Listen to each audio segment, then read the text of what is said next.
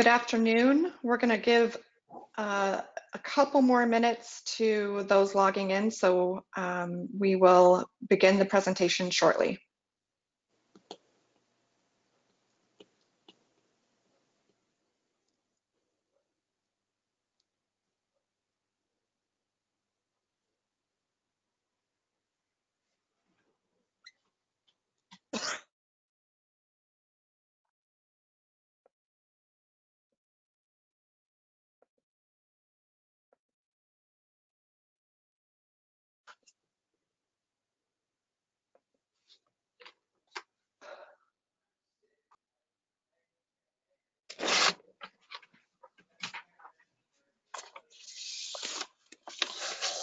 Okay, let's go ahead and get started. Good afternoon and welcome to Adaptation, a three-part webinar series that is discussing what we can learn from COVID-19, brought to you by Interface. And I just want to start out by saying that I don't think it would be an understatement to say that the past few months have been challenging, to say the least. There are still many unknowns as we strive to resume our lives. So even though we don't have all of the answers, the one thing we do know is that we're the industry that can drive the process of change. And now is the time for us to start thinking about that. So in this session of Adaptation, we are going to focus specifically on implications of the education segment. We've partnered with 3 experts who are going to better help us understand immediate and future needs for the education segment, moving out of this pandemic and back into our daily lives. So to get started, I'm going to have each panelist briefly introduce themselves. And while you're telling us a little bit about yourself, I also would love it if you could include a recent experience or personal or professional that has made a positive impact on you in these last few months. And Pam, I'm going to start with you. Oh man, I was just thinking of my example. I hope something comes to me. All right. Hi everyone. I'm Pam Leatherman. I'm a principal with DLR Group and practicing predominantly in education. I was actually born in the St. Croix in the Virgin Islands and grew up in the Caribbean, Guam, and Africa. And I think that definitely kind of set my frame and priorities for equity for all, because they were all such different experiences. I've been in the architectural business as practicing for the past 40 years, hard to believe. And I do believe that it's really fed my passion for education, because I was so lucky that I found a pathway for my passion. And that's why I think education is such an important topic for our youth for tomorrow. Over my career, I've increasingly been interested in how policy, the social, physical, contextual, and educational vision really are all combined to really provide architecture that enables. And that's really my mission, DLR Group's mission, is to really elevate the human experience through design. These are definitely complex times, because we all need to consider and balance a necessary rush to solutions that our clients are all faced with on a day-to-day basis, with a long-term plan that incorporates everything we've learned over the last couple decades on educating the whole person, i.e. not just the academics, but also the social, emotional, behavioral, and so much more.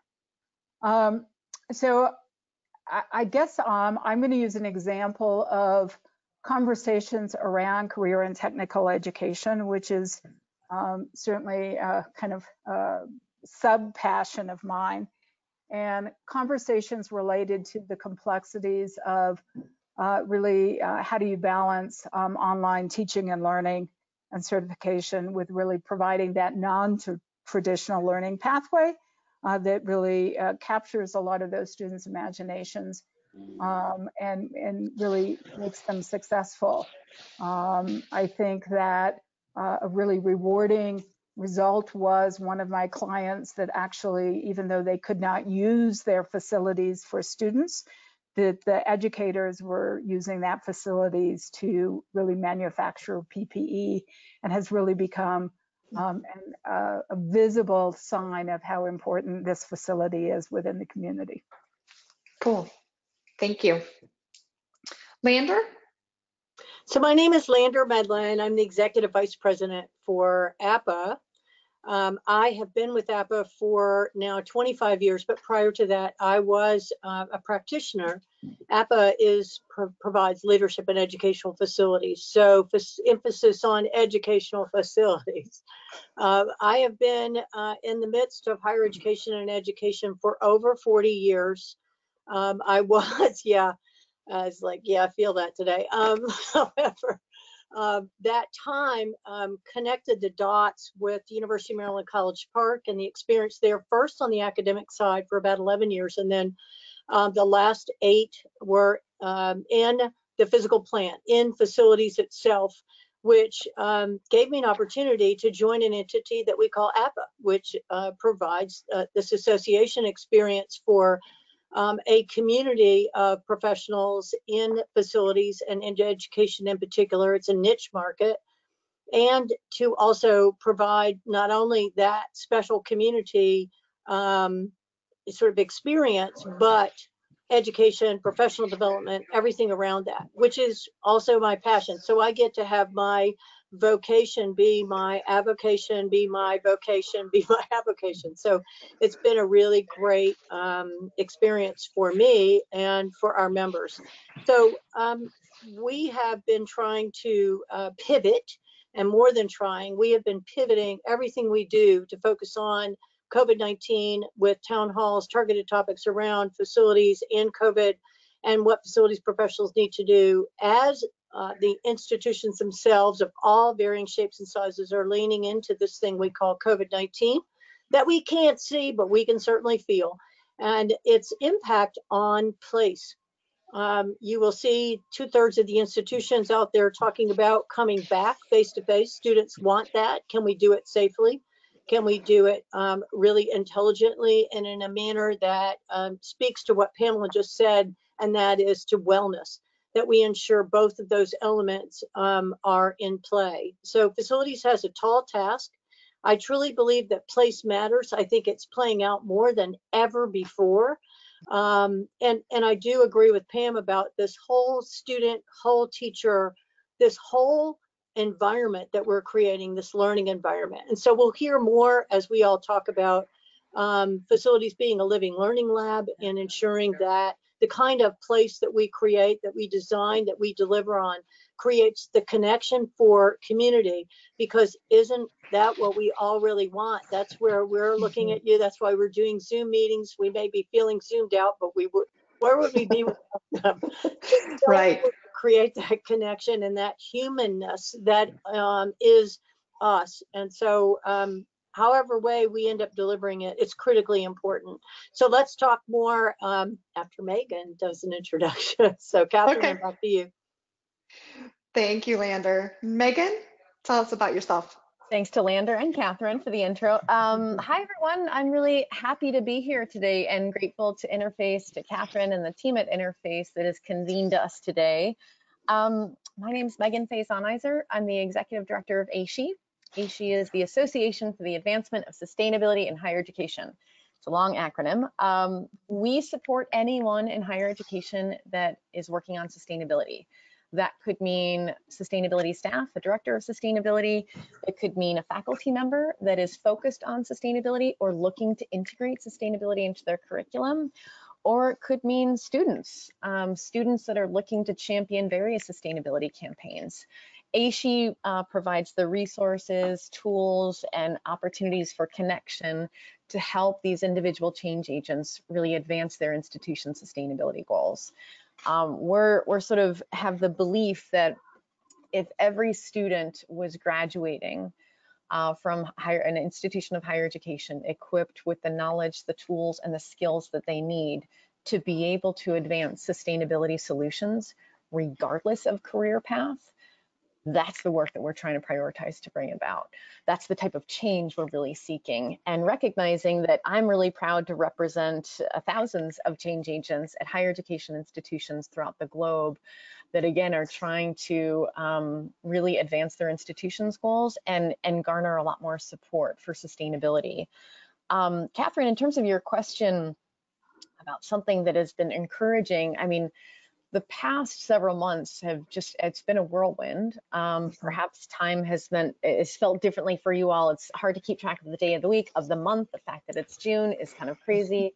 But I will say, amidst some trauma, amidst deep pain for those that are suffering firsthand as a result of the COVID crisis, and all of the impacts that people are, the tremendous suffering as a result of this, I will say, being the eternal optimist, one of the pieces in particular that has been incredibly encouraging has been the folks that have adapted within higher ed in particular. And in January, and perhaps some of you on this call that represent a higher education institution might be able to think of a particular person or many people. In January, there were undoubtedly people that would say, faculty members in particular, that would say, I will never teach remotely. Guess what? Within a matter of weeks, everyone was teaching remotely. And while change is hard, it was jarring, it was clunky, I'm sure it was not the best. It showed us that the impossible is not impossible.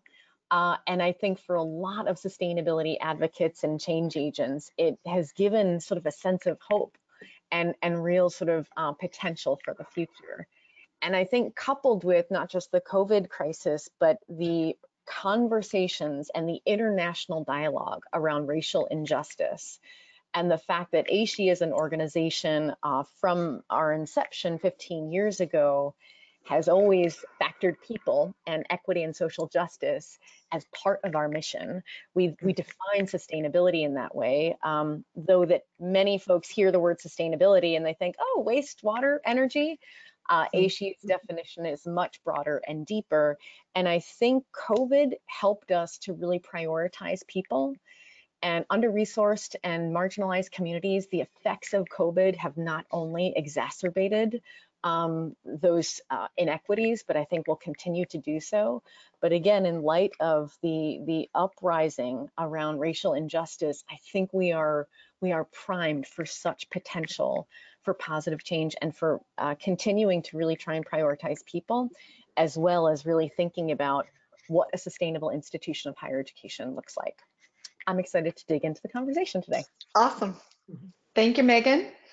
All right, so I think all of you touched on things that obviously we're all passionate about and also are very influential when talking about the educational environment. So with the drastic change that we've seen, how can we truly address all of the needs of our facilities, for our staff, for the students, for the community? You know, what do we need to be aware of, or what do we need to evaluate to make sure we don't miss anything and we don't let something fall by the wayside? And Pam, I'm gonna call you out on this one. Here we go. We love Pam. You're it. I think the number one thing that all of us can do, be it professional organizations, be it institutions, be it policymakers, be it governmental leaders, be it manufacturers, you know, such as Interface, is to make sure that people understand the depth of complexity. I think my biggest concern right after kind of COVID, you know, started, was people were trying to say, here's the answer. And I've got to say, I remember I was actually on the AIA board in New York City when September 11th happened, and got involved in rewriting the New York City building code. And like one of the first reactions was, well, let's have inflatable slides from high rises. Well, it doesn't quite work. It doesn't mean that the suggestion wasn't passionate and important. But it really took 4 to 5 years to really take all of the silver linings, because there were silver linings even from 9/11, and put them into place within the code. And in my head, these dialogues are so important because we want to make sure that we are capturing all of the content, be it equity. Equity can be everything from, if you can't drive to school and you have to be on a school bus, and there's now only 8 kids that can be on a school bus versus 72, that's an equity issue of access, Yeah. right? The discussion of social distancing, what does that really mean, and what does it do from social, emotional, and behavioral aspects of students that maybe need hugs, once in a while, the human connections and everything else. And how do we really plan our facilities, as an architect, plan our facilities so we're enabling kind of this equal access and ability to leverage all the things that are, I'm sure, going to propel us into a much better place in the ever so near future. Anything else, Lander or Megan, you want to add? Yeah, I would add something, and that is around collaboration. What I'm seeing after 13 town halls, my word, every Friday, is one of the big outcomes is a collaboration across the enterprise. Before it was very siloed, and you just said, Pam, about the complexity. Everybody's starting to realize, hey, we don't have a playbook for this. We have no guidebook. We have, and we have to do this together, because everyone needs to be a part of the strategy and the solutions moving forward, or it's not going to work. And that, I think, to a person in facilities has been so wonderful from their perspective, is they're now connecting with people across the campus that they didn't connect with before. And it's meaningful connections. And that becomes super important to Megan, what you were talking about in terms of that larger community, in terms of being able to create change. And so it was that kind of thing that I thought I'm very struck by over the last few months. And then the other is creating a unified experience. I just heard it expressed that way last Friday around the organization, whatever that organization is. Maybe it's Interface, maybe it's the manufacturers, maybe it's us in higher ed or in education preparatory schools, K-12s, whatever. That if we can think about, and this is how the person connected the dots. She said that if we could create a unified experience in terms of the ways in which we go about mitigation strategy, and the approach to rules, let's call them that, some of these rules are going to need to be, if we can do that, we can actually reduce across the entire enterprise the stress levels. And think about that on mental health, that I now have an experience. No matter where I go, I have that similar, okay, I know what the rule, I know how, I know it, and I now can, so what does it do? Not only does it reduce the stress levels, but enhances the opportunity for creativity and productivity and innovation that we would have never seen before. That people can get back to the business of doing the work, or students can get back to what I think is the most important thing, whether you're a little kid or you're a big kid, and that is lifelong learning. If we don't get that feeling of lifelong learning, we have lost the overall battle, because that's what we've got to get out of this whole thing. So those were just some of my comments coming off of what folks said at the beginning, and then what Pam just said right before me. I'll just add a couple thoughts. Thanks, Lander and Pam, for those thoughts. And I mean, Lander, building on the theme you mentioned of collaboration, I'm reminded, first of all, disclaimer, I'm not an architect, but I was on staff at the U.S. Green Building Council before most people knew what the U.S. Green Building Council was, 2002 until 2007. In any event, I've been surrounded by architects quite a bit, and the concept of integrated design and getting different people that with different roles around the table for particular projects has sort of like translated for me in my work in sustainability in higher education. And it also reminds me, much like Lander referenced, that APA had held discussion courses to try and convene our communities to sort of share strategies that campuses are using to try and deal with these challenges. ASHE did something similar to try and really not just identify solutions, but also create a space for just like communicating around, wow, this is really hard. And inevitably, unfortunately, higher education institutions are facing tremendous budget cuts. And unfortunately, sustainability is likely going to be among the first things cut for many of these institutions.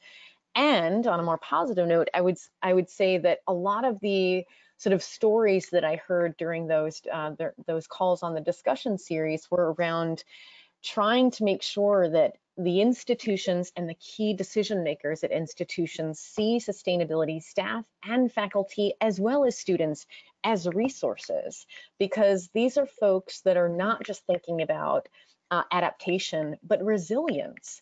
And one of our community members was like, why haven't they called me yet? I was like, perhaps you should make the call, make yourself available. But recognizing, again, campuses have tremendous resources, both again from the faculty and staffing side, in terms of thinking through, again, adaptability and resilience.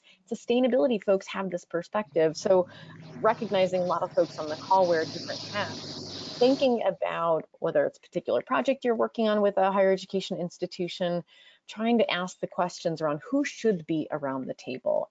Who's not already here. A colleague of mine always has an empty chair at any meeting to try and represent. There's always a perspective that's not going to be here. How are we considering that? So in any event, just a couple of thoughts, really building on that collaboration theme and recognizing that there's a lot of different perspectives we're going to need to prioritize in coming up with these new solutions. Excellent. Thank you.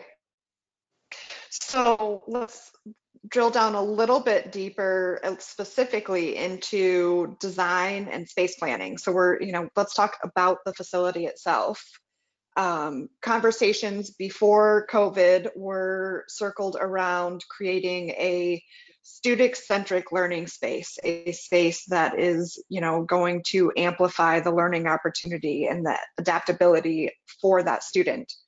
Given the new circumstances and what we're facing, how can we still accomplish this without changing that long-term goal that we know is so critical to the success of learning? And Lander, I'm gonna start with you. Yeah, so what I'm thinking about is creating collaborative spaces, no matter what their shape and size, and whether they're indoor or outdoor. We need to think much more broadly about where learning occurs.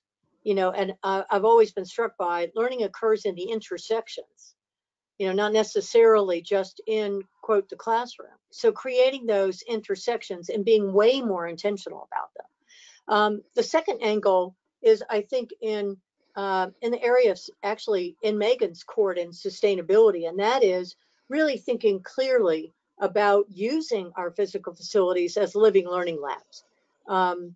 I harp on this all the time because I think here we are sitting on this gold mine of a teaching tool. You're in it, okay? And we could use that. I mean, Interface is really smart about this kind of thing. And the manufacturers could really seriously consider, how do we do that? How do we do it in meaningful ways? Because I think the students that are coming now are looking for meaning and purpose. They're not just looking for this one-off, one person telling me that. They want questions. They want to understand how this connects with the planet, as we talked about earlier. They really want this sense of whole that gives them meaning and purpose as they go out in the world. I came from a teaching world. I didn't mention that. That was I was business admin and teaching. I'm not an architect. I'm not an engineer. I love them.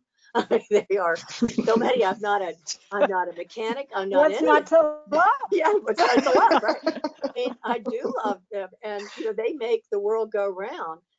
And at the same time, how can we communicate better? How can we teach those things in ways that get people excited, whether you're male, female, no matter what your race, ethnicity, that it's so important that we get everyone leaning into the whole. of it. So those are just some maybe priming comments for my other panelist colleagues here. Pam, you have some thoughts? Sure, I'll jump in. I mean, I think to me, you know, when you all were talking about gathering spaces, and don't get me wrong, that human connection is incredibly important to me. But I think that there's also, we're all getting much better at the human connection virtually, but we haven't really, I think, really dug in as deeply. Now that everyone has said, yes, I can do Zoom meetings, yes, I can do all of this stuff, what does it mean in terms of really honing into kind of flipped classrooms on steroids and, you know, providing the options for online learning in place, right? So Sure. you could be in a gathering area in iCommons and you're doing your work online, socially distanced, but having the ability to then turn around and have a chat in a smaller group. And so I think the anticipation of kind of behavioral changes that still allow to focus on that student-centric environment as opposed to kind of the short-term solutions that are forcing people to say it's either online or in-place learning.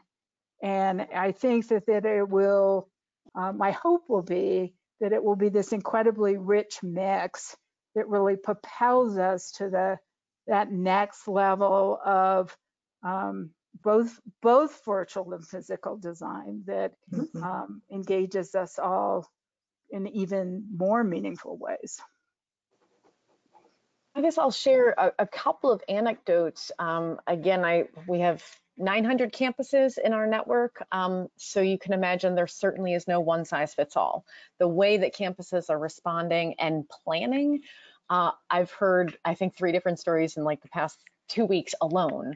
One campus that is, they're starting the semester early in person, doing a hybrid like Pam, you were just talking about, but they're starting the semester in early August so that they can finish in November, so students don't come back after Thanksgiving.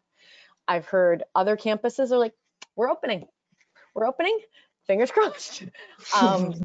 That happens to be a particular campus, like kind of in the middle of nowhere, where I'm like, okay, maybe they're not concerned about socially distancing in any event. And then I've heard campuses that are like, we have to go online. And this is where place and sort of like where campuses are located, some in urban environments that probably are incredibly concerned about like, you know, what does the classroom look like when we have to limit the number of people that show up?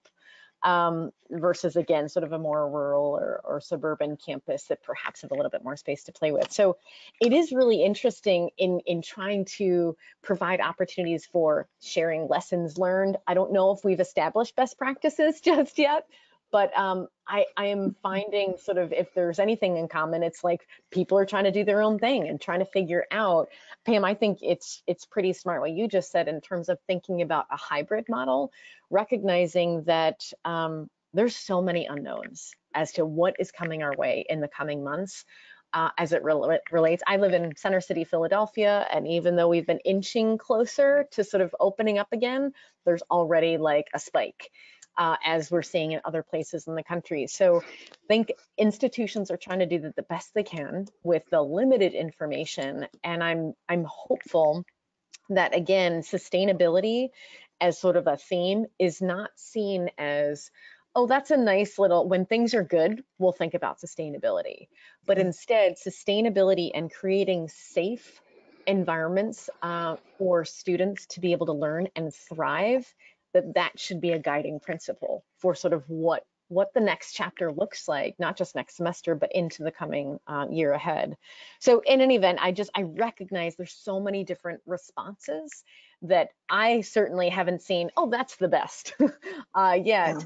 And trying to figure out how we can, I say we, sort of thinking about Lander and I sort of leading different associations, might be able to best support the community of practitioners that are trying to lead these institutions And that's where, again, my inclination is, how do we make sure that sustainability is not seen as a, like, oh, that's a nice to, it's not core, but like, no, this is guiding our decisions moving forward. So Catherine, I have a yes and add to that. Okay. I love yes and because it builds as opposed to yeah, but. I hate that. So that's another learning, right? We have a thing that that have now dubbed as lessons learning. They're not even learned yet. There's no best practices, Yes. emerging practices. But where I wanted to go back to is this. I got excited about this approach because I'm here more and more of even the large institutions that have decided they're going to do face-to-face, all right? That they are doing a completely asynchronous, synchronous, in a on steroids flip model in order to add to the ability to reduce the number of students in a particular classroom, but to make an advantage the professor to be available to that group, then the next group, and then the next group. And so they're staggering the schedule, they're staggering them into the face-to-face they all do either an asynchronous or a synchronous learn of the overall, and then they're back in and engaging with one another and engaging in those questions, et cetera, and really asking more questions than they are, oh, we have all the answers, which I really love because that's fostering the curiosity that I think foments lifelong learning. It gets people excited and interested because it's and. So I'm seeing that, Pam, and I'm very excited about the opportunity that creates. So Catherine, now I'm going to have to do the and almost. Oh man, that's going to be competition. Because when you think about sustainability, there's a lot of conversation about health and wellness, indoor air quality, you know, all of those things that are part of building systems. And I think that the COVID-19 will in fact create even more of a focus on materials and building systems that further leverage the return on investment, both you know, from a social, economic, operational standpoint, particularly, you know, contrasted with some of the really dire funding straits that K through 12 and higher ed are being forced to face. We're all going to have to figure out ways to do so much more with so much less. And the challenge is to not cut out things, kind of, you know, cut out sustainability, but do a better job at that return on investment. Yeah. So taking what Pam and Lander both said about, you know, lessons learning, continuing to grow, let's look at this from both from the perspective of the student and from, you know, faculty and staff from a behavior standpoint. We all recognize that these last 3 months have been stressful. They've been unusual. There's a big question mark at the end of every comment. So what should our expectations be when it comes to behavioral activities, and what can we do to help maybe soothe those behavioral feelings as we're going through these redesigns and restructuring and discussions that we're having? Oh, I'd use the word empathy. We really have to come at all of this in a much more empathetic way and recognize the fear, the trepidation, the uncertainty that brings all of those feelings and those reactions. You know, we get so worried about that word feeling. We all have them. Let's not ignore them. Let's have them out in the space because it helps people, their own mental health and wellness, to be able to say that, to speak it, to name it. Brene Brown has some really great podcasts speaking to naming it, labeling it, and then tackling it. Because you can, if you name it and you state it, you can actually tackle any of it. Because let's recognize, we said at the beginning, it's all new. There is no playbook. And so I really think that if we can be way more empathetic to where people are and have been and where they're going to continue to be until this invisible mess of a virus, that there's a vaccine for it and that we can breathe. I mean, literally breathe some sigh of relief, because I don't, I'm an at-risk population. So is my husband. And I have, one of my personal gratifying things is that I have an opportunity right now to spend more time with him and the dog. Okay. And he snores a lot, not the husband, but the dog. So, welcome to my remote workplace. So, it is what it is, right? But recognizing that these things are real and allowing us to state them, name them, label them, tackle them is, I think, an important part of the conversation. So that's Lander, one. I'm like everything you just said. And Pam, I'll look forward to hearing your thoughts as well, if it's a yes and. But a couple other thoughts, Lander, just building on your comments around empathy and prioritizing empathy. For the folks listening, recognizing again, there's a number of different roles: architects, designers, engineers, you name it, and probably others. Thinking about ways that you in your role can cultivate spaces for creating empathy, and not just end result, but in the process toward that end result. And I think the trauma that these students have experienced and are facing, there's been a ton of research around climate grief and anxiety in the face of the impacts of climate change. I think with the global health crisis, and again with this focus and emphasis on racial injustice, these 18 to 22-year-olds and more are carrying so much. I mean, as we all are, but particularly being in that period of time that's incredibly transformative. And again, colleges and universities are these centers of innovation, creativity, places where people can share ideas. How to figure out not just how to create places for empathy, but also to be solutions focused too, right? So that it's not just like we are doomed, but trying to figure out how to give students real hope in the face of these incredible crises. And Lander, again, what I heard from your comments is it's got to start with greeting them with empathy and recognizing the tremendous burden that so many students are carrying, and that there are that's a spectrum in the weights that folks are carrying, but trying to find a space to provide empathy and to engage students in sort of what these spaces look like, I think is incredibly important. Pam, I'll look forward to hearing your thoughts. Well, I think it'll be interesting 10 years from now when one looks back on the impact on 6 and 8-year-olds, right? I can't imagine being in first grade in today's world, on 13-year-olds, on will the impact of having to have dinner with your family every single night be positive or negative? Will the impact of when people do get back to school, to college, will they really embrace and cherish those human connections? Or will the impact of being scared have long-term solutions or implications on our behavior?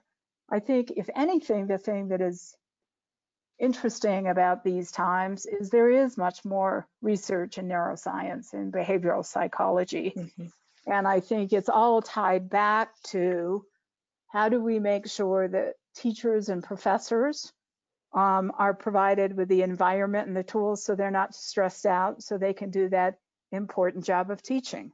How do we make sure that students have the tools, the places that allow them to do that important job of learning? And it all goes back to that.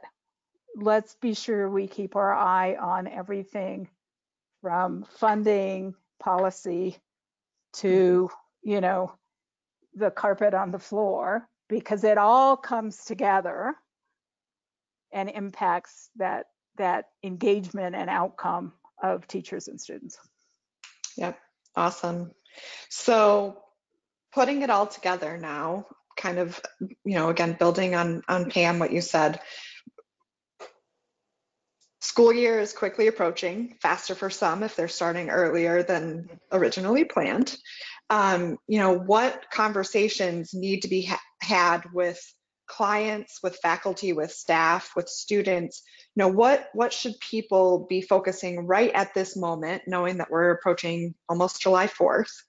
What are our next steps to make sure that we're as prepared as possible when school starts? Well, okay. I want to jump in here because number one thing I think we all need to focus on is we all need to become incredibly politically active about funding, right? So whether you're right or left, these doesn't kids matter. It doesn't matter. These kids are our future.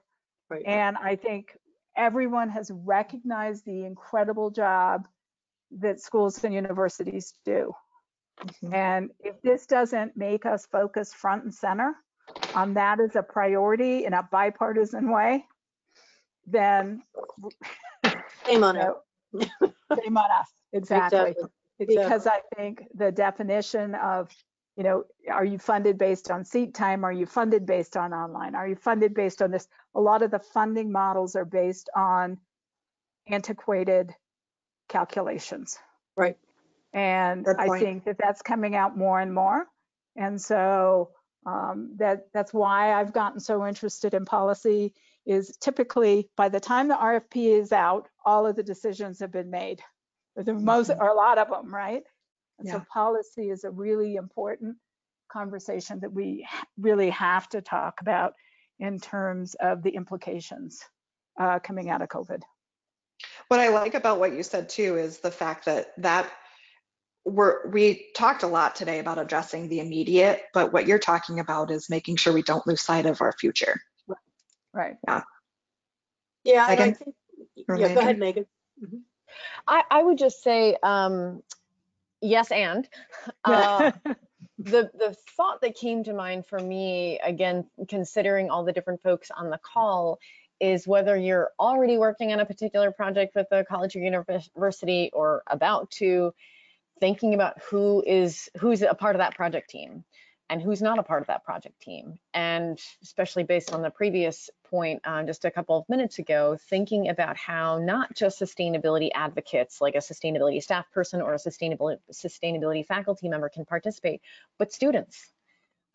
Thinking about how to, again, infuse and prioritize sustainability. And again, I use that word so broadly and in depth to capture a lot of the emotional response that Lander was talking about just a couple of minutes ago. So how do we try, and each of you in the projects that you're working on, try to create that space, again, for empathy, but also inclusion, and considering who is not in the room that should be in the room as we're considering how to design these spaces in this time. Lander?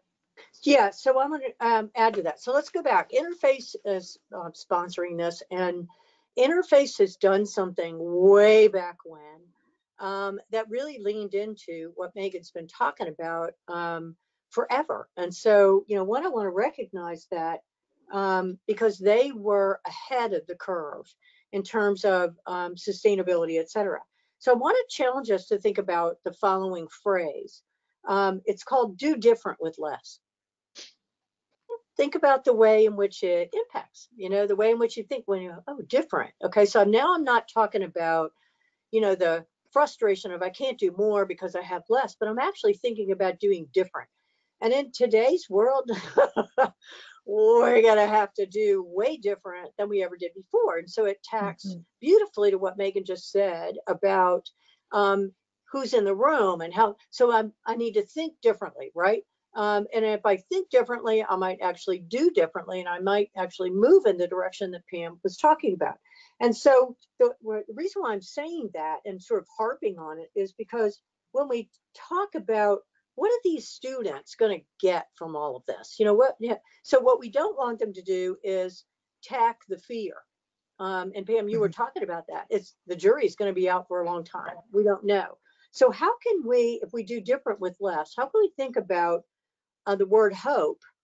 And I think the word hope lies within turning that trauma into opportunity. So the way in which they, and turning the words into actions. It's back to Megan's solutions, okay? That we're able to turn this in a way, and I'm not just talking about the political word pivot, because it's overused, but I am talking about transforming this into something that is meaningful, has purpose, that we're gaining, you know, from, I always talk on my Monday morning message, from pandemic to protests, we can gain from this. We can learn from history using it as a stepping stone to a new world, to a changed world. So how are we using all of that? So I'll make my final comment about learning about individual responsibility.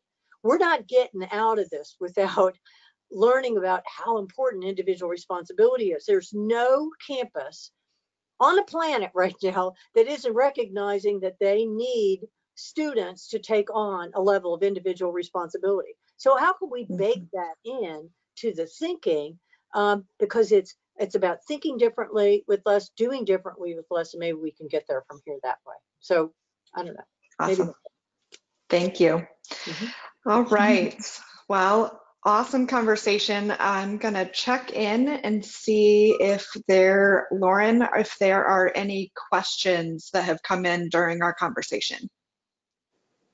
We have one, Catherine, and it is a question from earlier in the discussion around an association Lander referenced, and they say EFA maybe, question mark.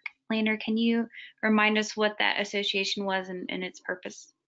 Yeah, APA is, so it's APPA, and we say APA, which used to stand for Association of Physical Plan Administrators. It's been in existence for 106 years, and I hate saying that because nothing means anything anymore in terms of amount of time. But it is an association that represents the interests of educational facilities professionals.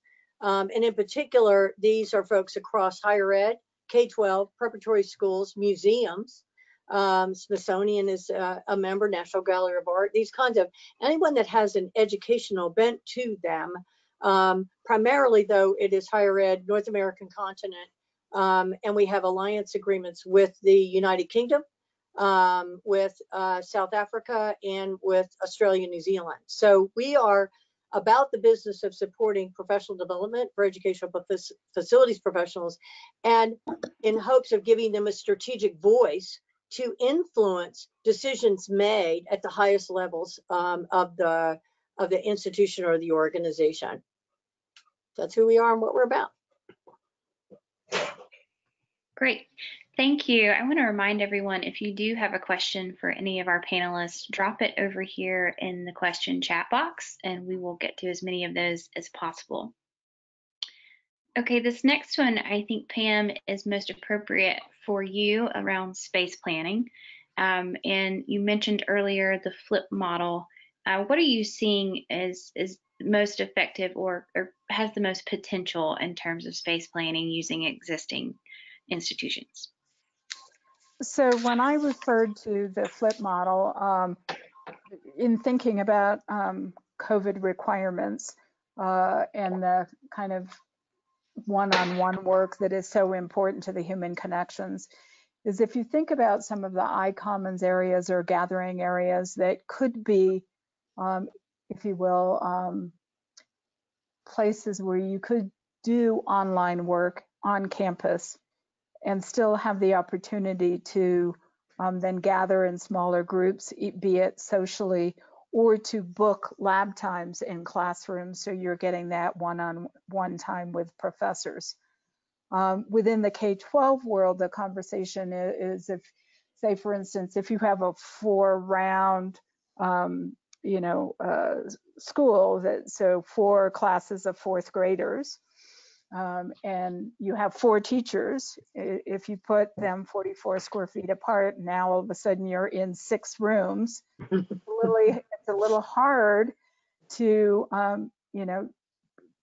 be, if you will, the eyes and ears, and when all of a sudden you've got 2 more rooms. So conversations around could you have 2 to 3 of the classes in a gym, a cafeteria that you now aren't using as a gym or a cafeteria, have opportunities for online learning where you can provide, if you will, scribes on the side, and then a portion of that class is then going for their booked lab time.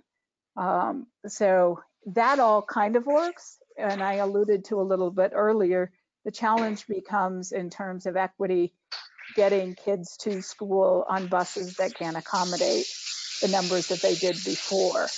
So you almost have to disaggregate some of these conversations and try to solve each one and then put it back together. But it's interesting to me when you look at facilities, be it K-12 or higher ed, those facilities that have been forward facing have, included more casual collusion gathering areas, in my mind, are better prepared to think about alternatives for a flipped model than those that are the typical cells and bells, where you can only have X amount of students in a 850 square foot box. Good point.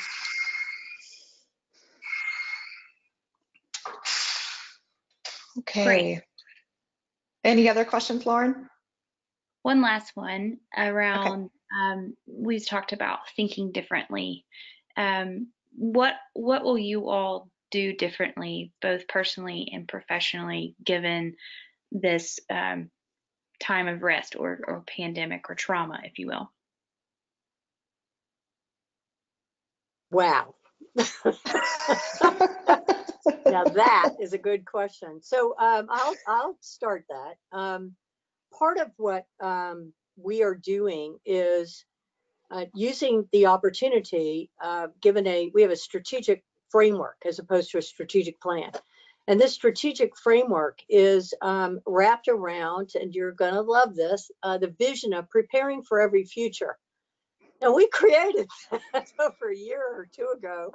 And wow, has that become the most important thing, is preparing for every future. And that's the why, that's the vision, by creating a future of continuous learning. Now, does this track perfectly into what we're all trying to accomplish? We have, it forms itself even bigger in terms of what is the educational content that we need to provide and curate? What are the delivery channels or mechanisms that we need to be utilizing? What's the technology that enables all of that infrastructure? And then ultimately, how do we create, which is really the hardest one, peer-to-peer learning?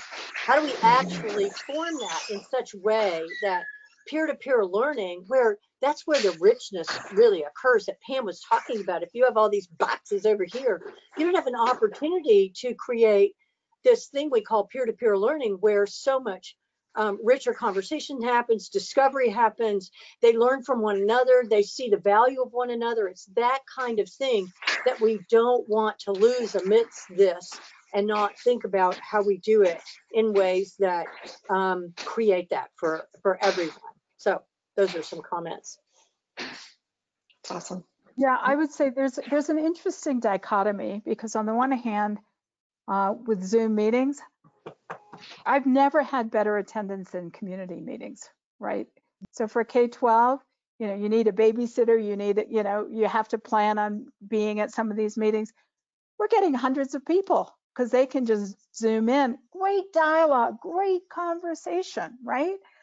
But on the other hand, if you have to schedule a Zoom meeting to have a conversation, kind of, Lander, what you were getting to, those casual collisions, those peer-to-peer, I guess there's Teams. I'm not a big Teams person yet. I'm trying.